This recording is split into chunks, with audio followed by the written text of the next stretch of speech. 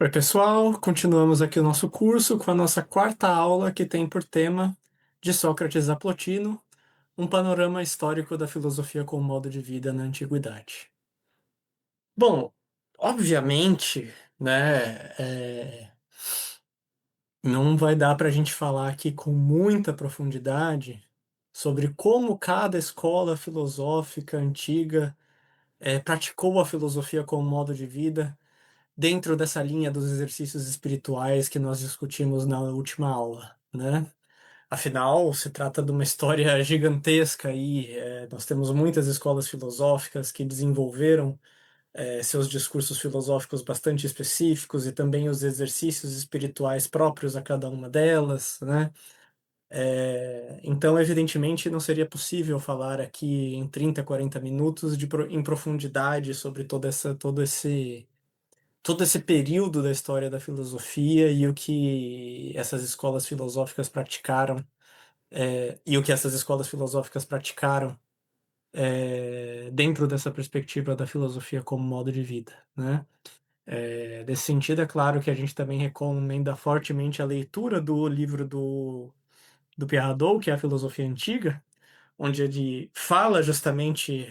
ao longo dos diferentes capítulos da obra sobre cada uma das escolas filosóficas em específico e tenta se aprofundar em alguma medida nelas, né? Embora, é claro, mesmo no caso dele não seja possível fazer isso de forma exaustiva, porque afinal também é só um livro e a gente tem uma história da filosofia antiga gigantesca aí, né?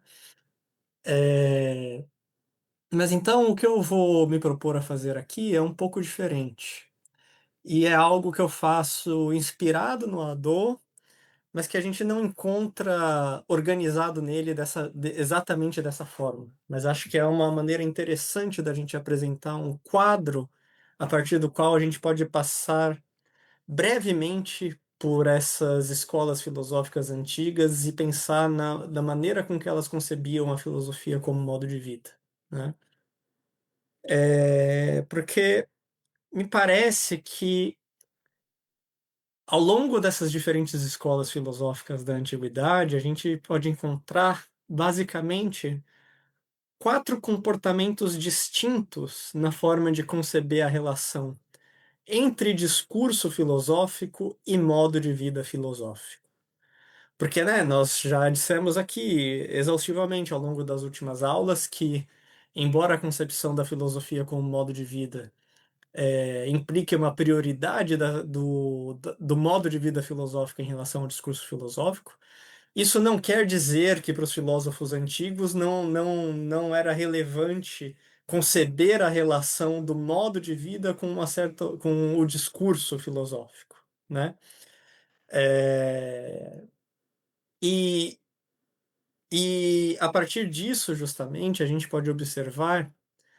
que diferentes escolas filosóficas da antiguidade, elas conceberam o papel do discurso filosófico no seu modo de vida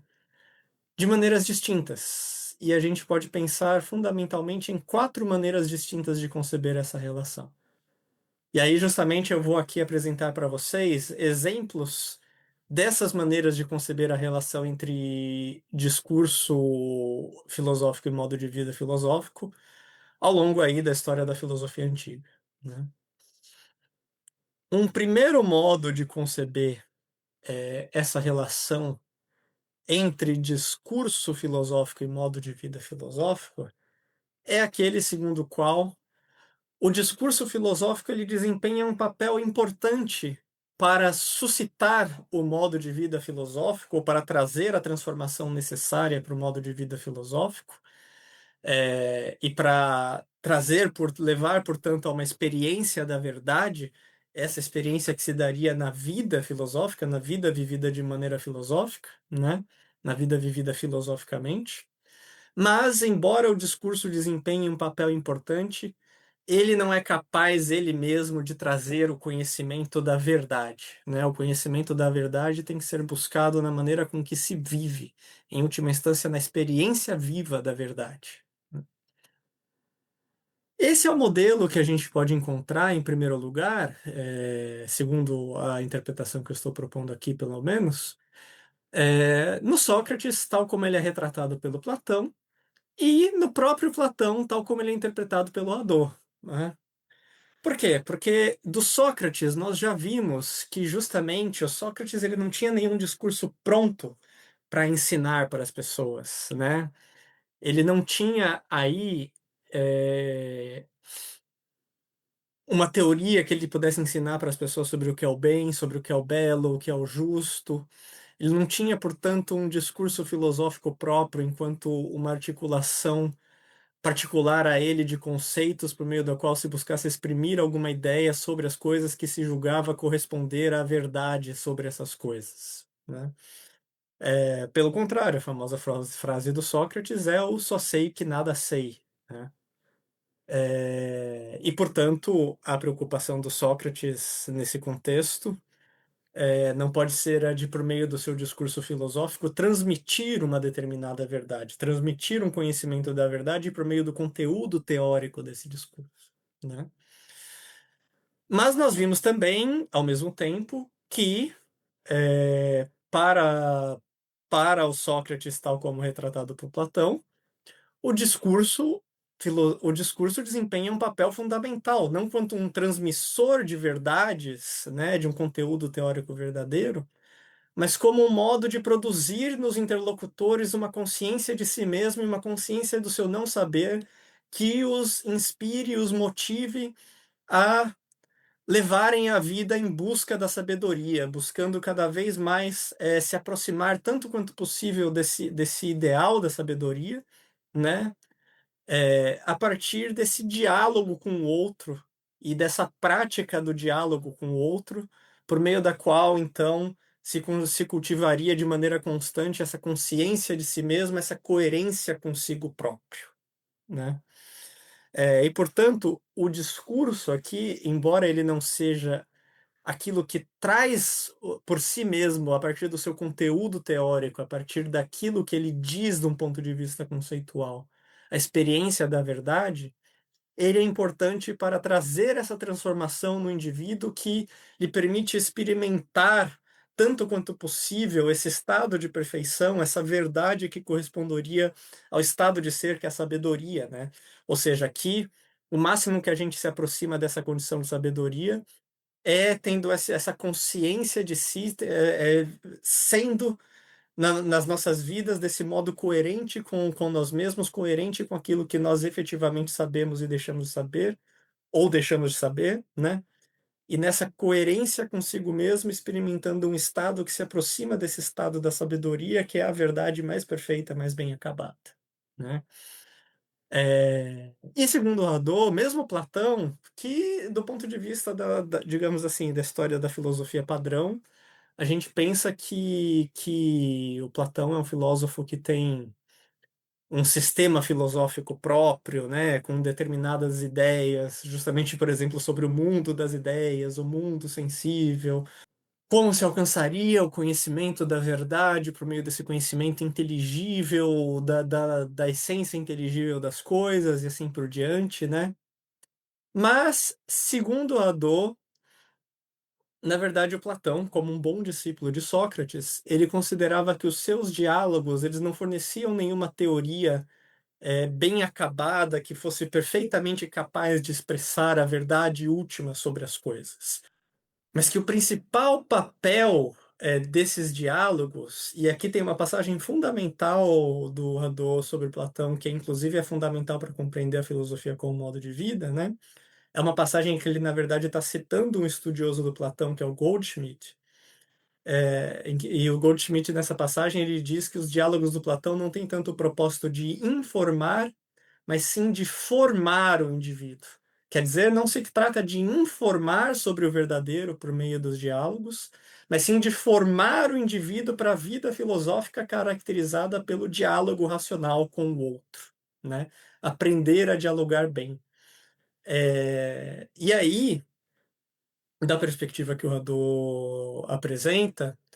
se ancorando também naquilo que o Platão diria, se eu não me engano, na carta 7, que é uma carta que é um tanto polêmica sobre se ela deveria ser atribuída ou não a Platão,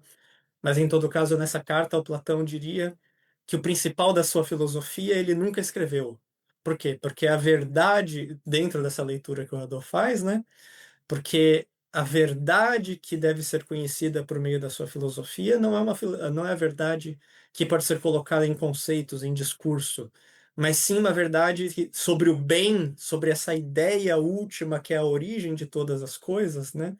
Que não se deixa expressar por meio do discurso, que tem que ser experimentada diretamente, intuída diretamente, conhecida diretamente no nosso ser, na medida em que nós transformamos o nosso ser, e por isso mesmo aproximamos, na nossa maneira de ser, da perfeição que está contida e que se origina nessa ideia do bem, né? Então ela não seria conhecida antes de tudo por meio de um discurso, mas sim por nos assemelharmos a ela,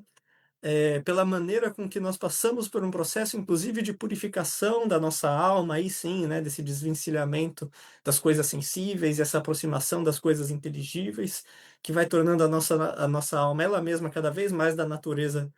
puramente de natureza inteligível, e por isso vai permitindo que ela participe cada vez mais da essência das coisas inteligíveis e, em última instância, dessa essência última que seria o bem.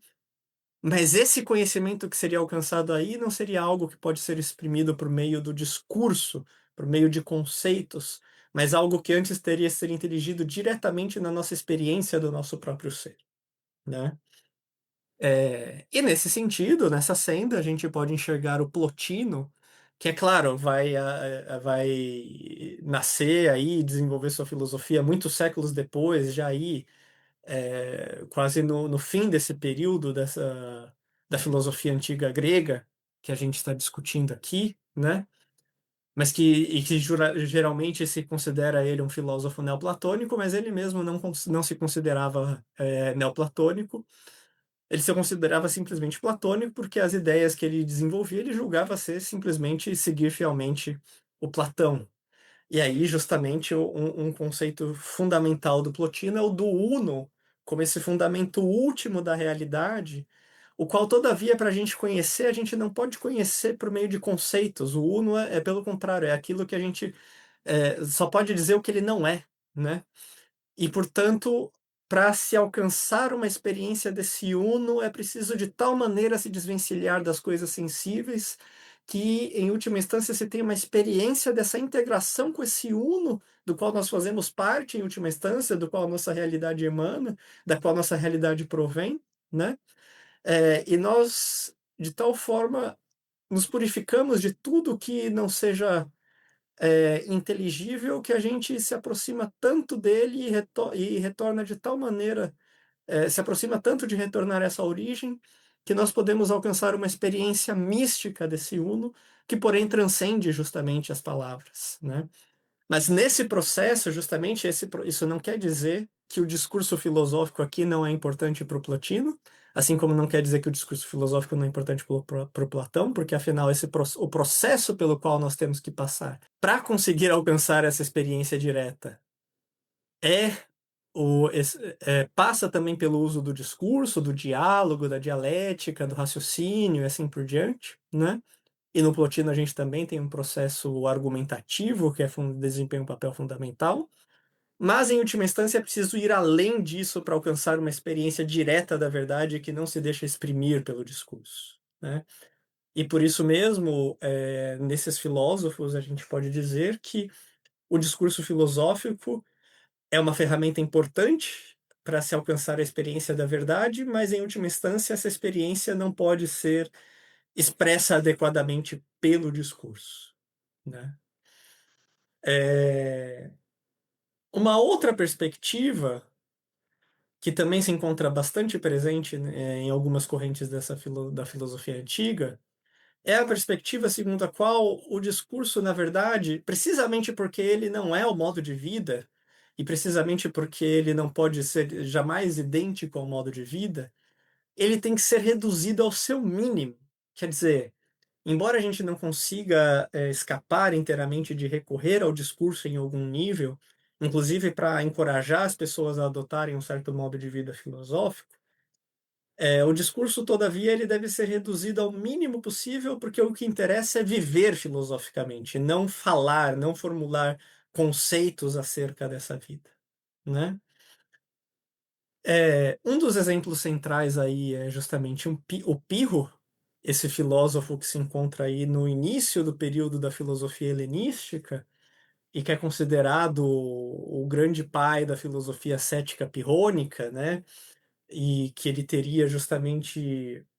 acompanhado o Alexandre o Grande nas expedições para a Índia, observado filósofos indianos, que eram chamados por eles de gnosofistas, imolando a si mesmos e, nesse processo de imolar a si mesmos, mostrando uma profunda indiferença, e isso teria impactado muito ele e, no seu retorno da Índia, teria contribuído de alguma forma para que ele desenvolvesse o seu próprio modo de vida filosófico, que seria caracterizado aí, antes de tudo, pela suspensão de juízo.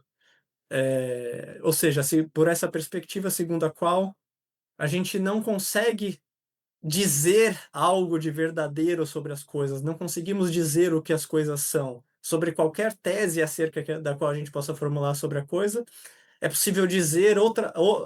também o oposto, de tal maneira que não é possível escolher sobre um discurso, entre um discurso ou outro, entre o que um discurso diz sobre a coisa e o que um discurso oposto diz sobre essa mesma coisa.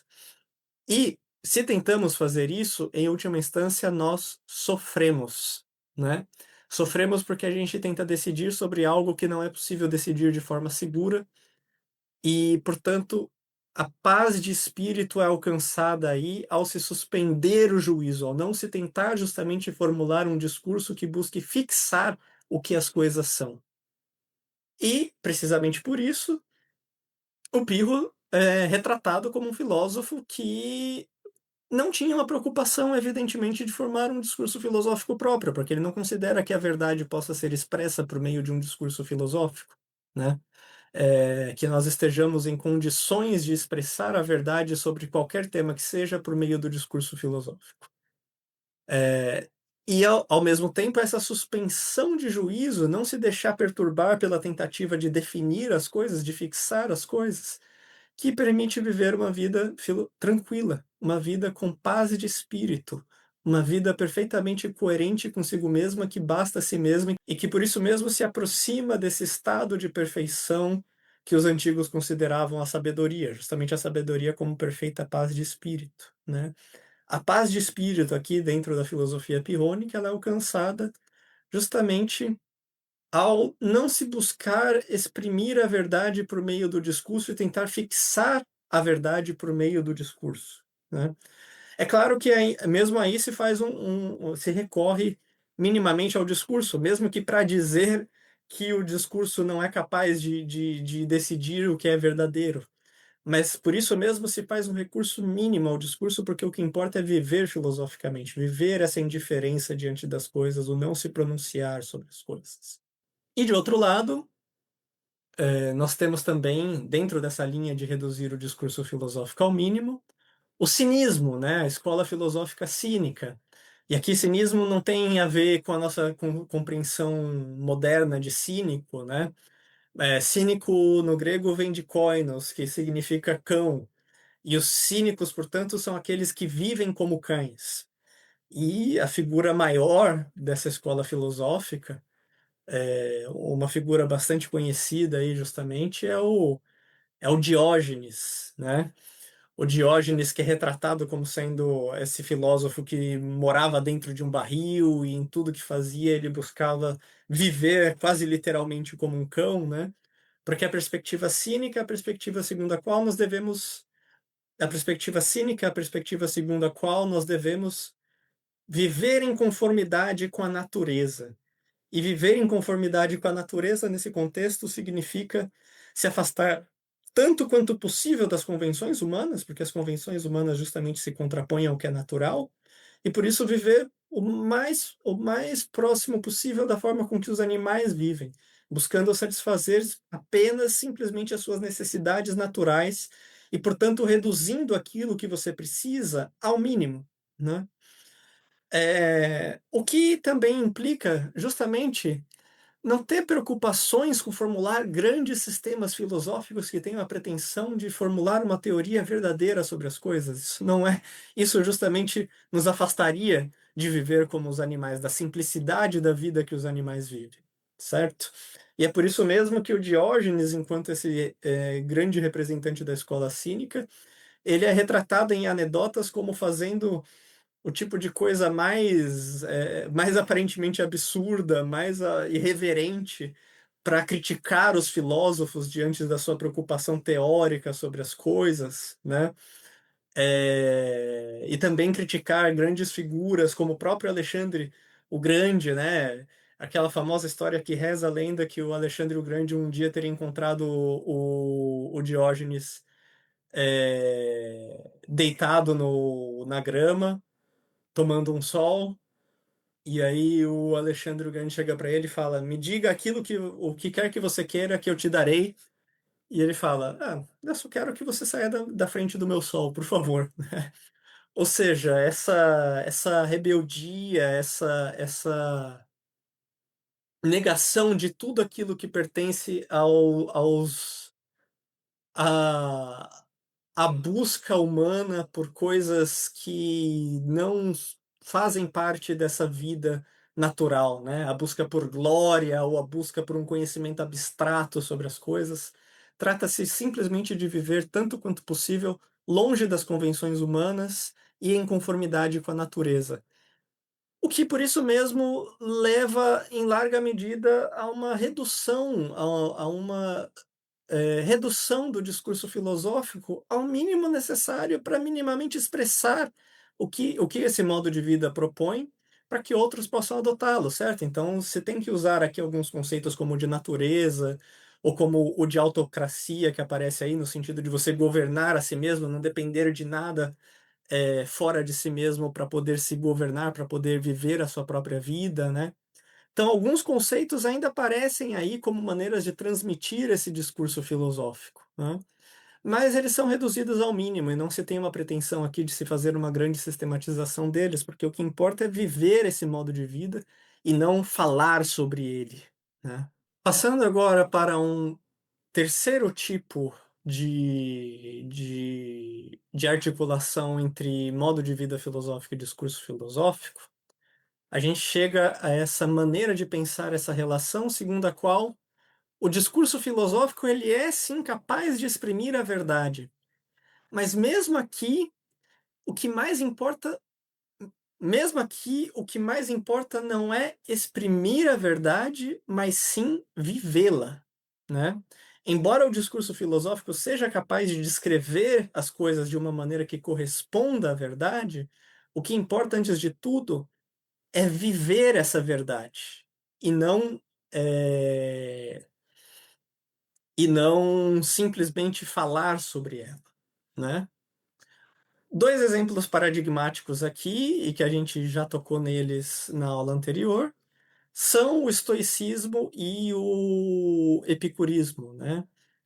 E essas duas escolas, elas são justamente tradicionalmente nesse contexto da filosofia antiga, chamadas nesse contexto do helenismo particularmente, enquanto período da filosofia antiga aí, elas são consideradas como escolas dogmáticas, porque elas justamente julgam serem capazes de expressar por meio das suas teorias aquilo que seria a verdade, né? Talvez por isso, justamente nelas, a meditação sobre determinadas máximas formuladas pelos seus grandes mestres desempenha um papel central, porque se pensa que essas máximas exprimem verdades de fato sobre o mundo, né? Como, por exemplo, que esse mundo é composto de um grande organismo, ou de átomos e vazio, ou como se queira, e que por isso não se deve temer a morte, ou que por isso nós devemos estar sempre conscientes das nossas ações, para termos consciência da intenção com que nós agimos, né? Mas mesmo nessas escolas, veja, é, o que importa, como a gente viu bem ao explorar na aula passada, como o papel desses discursos é possibilitar uma meditação acerca deles, a partir da qual eu faça um exercício espiritual de transformação da minha maneira de ver as coisas. Nisso a gente vê que o que importa aí não é simplesmente exprimir a verdade, mas ser capaz de vivê-la, ser capaz de incorporá-la no seu dia a dia, na maneira com que você vive, na maneira com que você enxerga as coisas, né. Então, ainda que o epicurista tenha um discurso, por exemplo, uma física sobre o mundo, em que ele descreve que o mundo é composto, de átomos e vazio, e esses átomos caem paralelamente no vazio, até que um movimento aleatório chamado Klinamen faça com que eles colidam uns com os outros, e com isso eles compõem os muitos mundos e as muitas coisas que constituem, que fazem parte desses mundos, né. O que importa não é simplesmente compreender teoricamente isso, o que importa é absorver essa compreensão do mundo em você mesmo de tal maneira que você viva, em conformidade a esse discurso, viva em conformidade a essa verdade que o discurso exprimiria e por isso mesmo não tema a morte, né.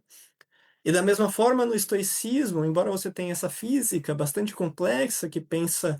o uni que pensa o universo como sendo constituído aí, desse grande organismo do qual nós fazemos parte e que, portanto, todas as coisas que acontecem, acontecem de maneira necessária, racional, para a manutenção desse organismo em seus muitos ciclos de existência e assim por diante, né. O que importa não é compreender isso abstratamente, o que importa é incorporar de tal maneira essa compreensão do mundo, das coisas na sua vida, que você viva em conformidade a essa compreensão,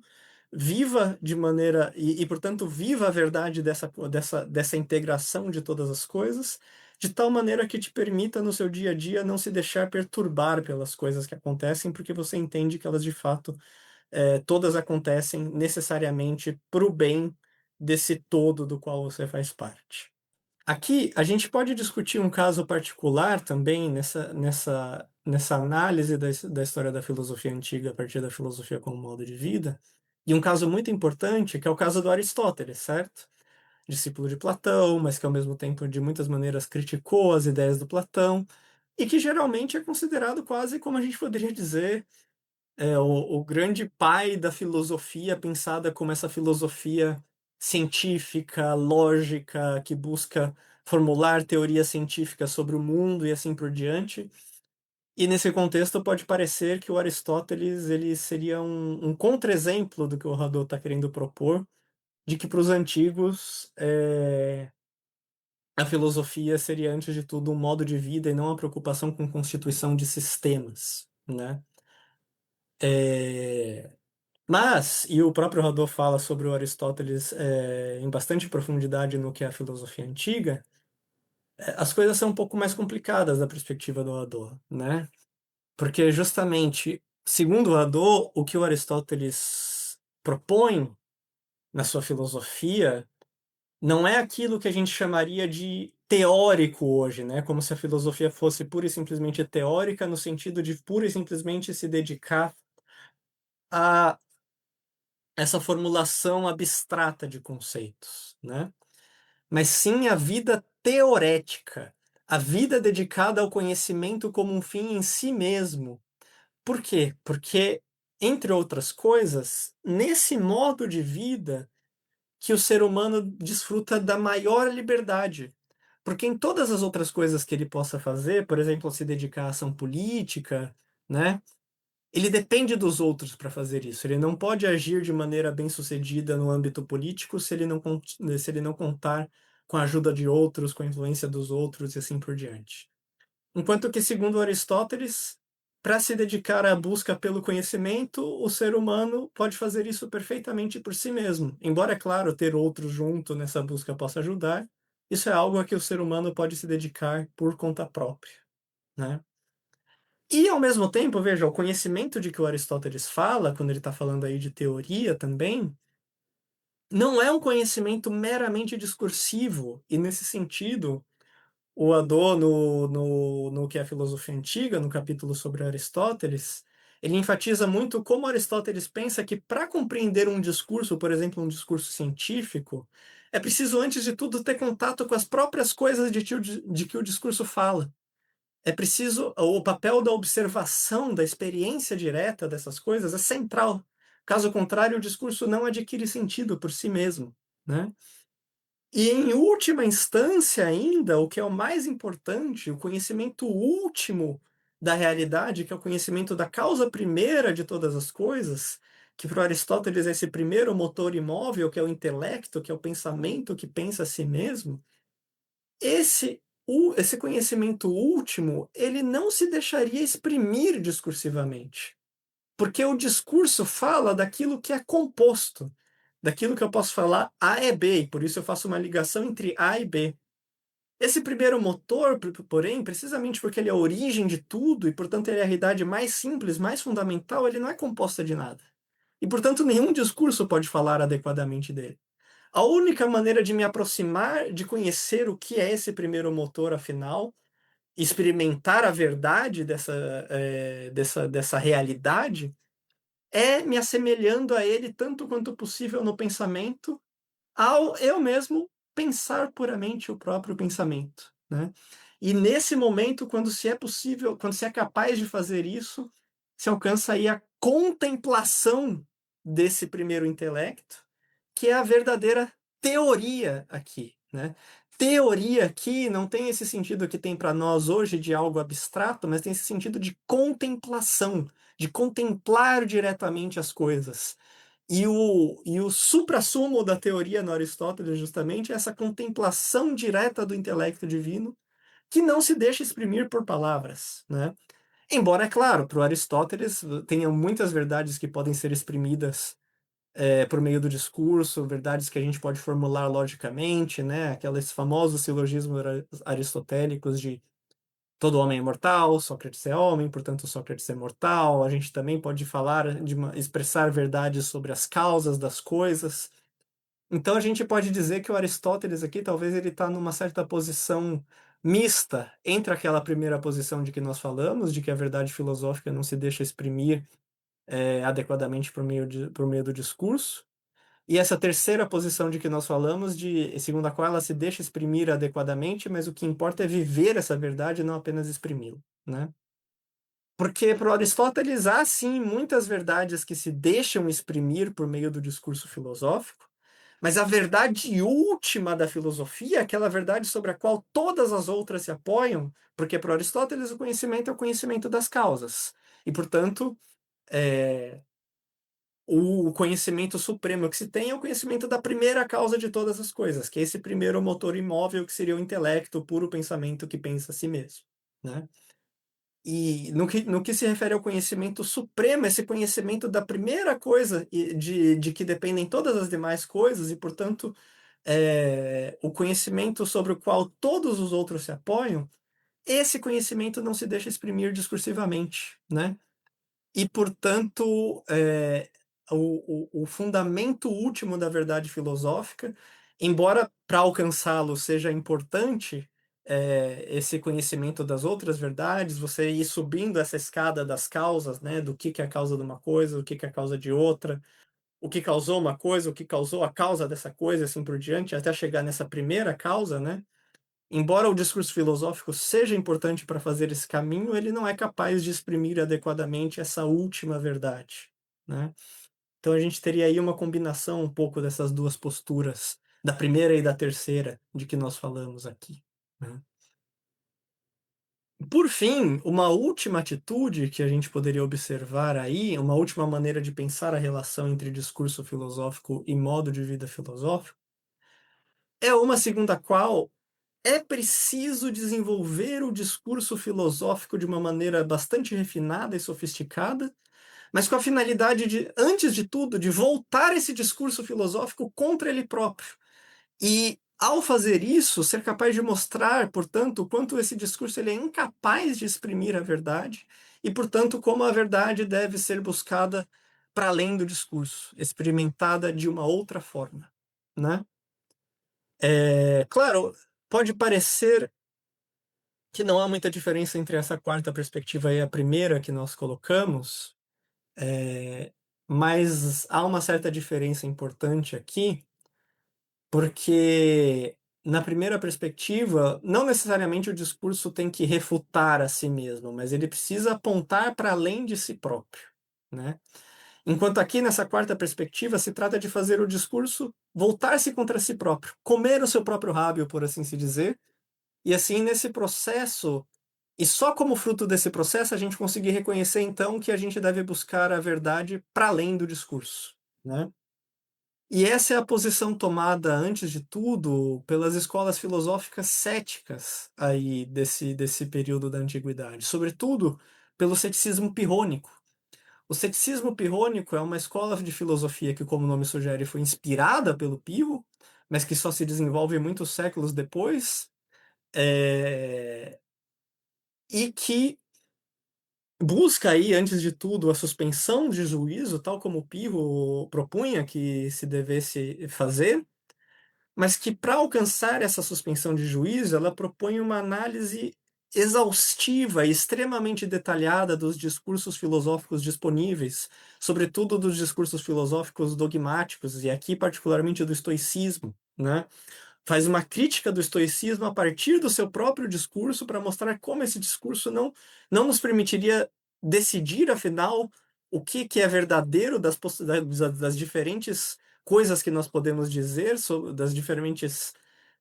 discursos que nós podemos formular sobre as coisas, e que por isso mesmo, em função dessa inaptidão do discurso, nós deveríamos suspender o juízo, e seria nessa suspensão que a gente alcançaria a paz de espírito, e seria nessa suspensão que a gente alcançaria a paz de espírito visada pelo modo de vida filosófico. Né? Esse estado de tranquilidade, esse estado de plenitude não seria alcançado por meio de um discurso articulado, com conteúdo definido e fixado, mas sim justamente pela desistência de se tentar alcançar esse discurso pronto, acabado, ou pelo menos pela renúncia a julgar que qualquer um dos discursos que nós tenhamos à nossa disposição é capaz de exprimir adequadamente essa verdade, né? É, Embora seja importante dizer, o cético pirrônico, ao menos, ele considera fundamental continuar analisando os discursos filosóficos, porque se ele julga não estar em posse da verdade, isso não quer dizer que ele julga impossível alcançar a verdade. Por isso ele deve continuar analisando os discursos. Mas nessa análise, na medida em que ele não acha nenhum discurso que seja de fato capaz de convencer de que ele é o único que pode ser verdadeiro sobre a coisa, porque diante de um discurso se pode opor a esse discurso um outro que diz o contrário do que esse está dizendo, e para o qual a gente poderia encontrar argumentos igualmente convincentes para acreditar na sua verdade. Diante da equipolência, do peso equivalente dos discursos contrapostos, nós não podemos decidir, nós suspendemos o juízo, mas o resultado dessa suspensão é justamente a tranquilidade que o cético busca como maneira de vida, né? E é, portanto, nessa análise dos discursos dos discursos filosóficos que os volta contra eles mesmos para mostrar a sua incapacidade de exprimir a verdade, que se alcança, então, o resultado esperado do modo de vida filosófico, essa experiência da tranquilidade, que seria a experiência da maneira de ser que deve ser visada por nós enquanto filósofos, né?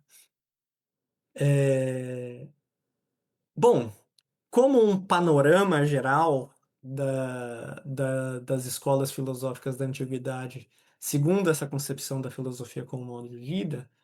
acho que isso serve para já trazer uma boa visão geral, né? Embora a gente não tenha trazido alguns detalhes, e eu não tenha entrado muito aqui, por exemplo, no ceticismo acadêmico, que é uma outra forma de ceticismo inspirada aí, pelo Platão e que se desenvolve na academia do Platão, justamente, né? Séculos depois da sua morte. Mas acho que o mais importante aqui, aquilo que a gente poderia fazer dentro do pouco tempo que a gente tem, é justamente oferecer esse panorama filosófico para que a gente compreenda também como essa própria história da filosofia na antiguidade desenvolveu diferentes maneiras possíveis de pensar a articulação entre modo de vida filosófico e discurso filosófico, mas também ver como em todas elas o que importa antes de tudo é a experiência da verdade, o experimentar a verdade no seu próprio ser. O que importa é, antes de tudo, viver a verdade e viver em conformidade à verdade, e não simplesmente formular um discurso. mesmo nas escolas dogmáticas, de novo, como o epicurismo e o estoicismo, mesmo em Aristóteles, onde você pensa que há certas verdades que podem ser expressas por meio do discurso científico, lógico e assim por diante, mesmo aí, o mais importante não é simplesmente ser capaz de dizer verdades, mas de experimentá-las no seu próprio ser. E é isso que a gente observa ao longo de toda a filosofia antiga, na medida em que, para ela, ao menos segundo Hadot, a filosofia é, antes de tudo, um modo de vida.